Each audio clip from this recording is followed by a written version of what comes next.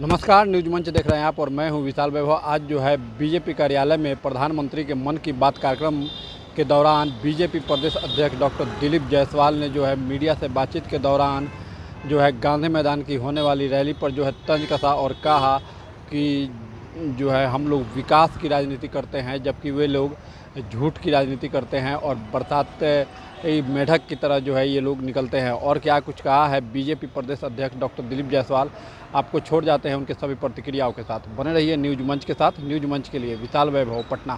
चरण नारजाली, दुर्गा बोरो, अपूर्वा नारजाली, मनवीर बसुमता इन परिस्थितियों में अपने रास्ते बनाए और आज इनका नाम लेकर देश के कितने ही नन्हे बच्चे अपने सपनों की शुरू। अगर हमें अपने सामर्थ्य का विस्तार करना है तो सबसे पहले हमें अपनी फिटनेस, जिस तरह अपनी क्षेत्रीय, भाषाई और सांस्कृतिक विविधता के लिए जाना जाता है, उसी तरह कला, शिल्प और कौशल की विविधता भी क्षेत्र में जाएंगे।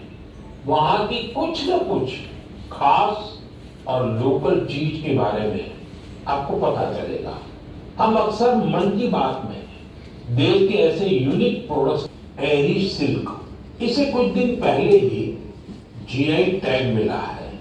एरी सिल्क ऐसे प्रोडक्ट्स की डिमांड तेजी से बढ़ रही है जिनमें हिंसा न हो और प्रकृति पर उनका कोई दुष्प्रभाव न करे।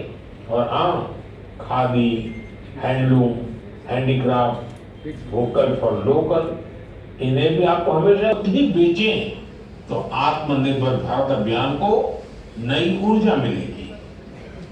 मेरे प्यारे देशवासियों, विमेन लड़ाई कभी खेतों में मजदूरी करती थी रोजी रोटी के लिए। अरे भैया नीचे न कीजिए, कहाँ रखिए। आज प्रधानमंत्री जी के मन की बात हम लोगों ने अटल सभागार में सुना।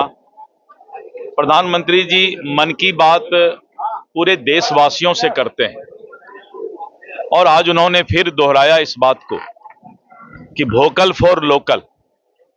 हम अपने हिंदुस्तान में, अपने देश में जो सामान बनते हैं उसी का उपयोग करें, तभी देश विकसित होगा, तभी देश आगे बढ़ेगा।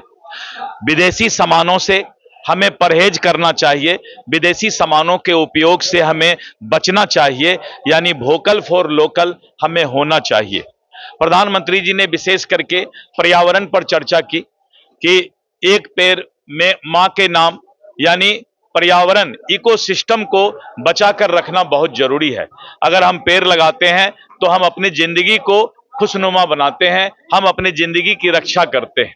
इसके साथ साथ उन्होंने विभिन्न क्षेत्र में पूरे देश के अंदर अलग अलग जो प्रोडक्ट आता है, उन्होंने मेघालय के बात की, वहां पर जिस तरह से हम कीड़ा से कपड़े और रेशम बनाते हैं उस पर चर्चा किया उन्होंने।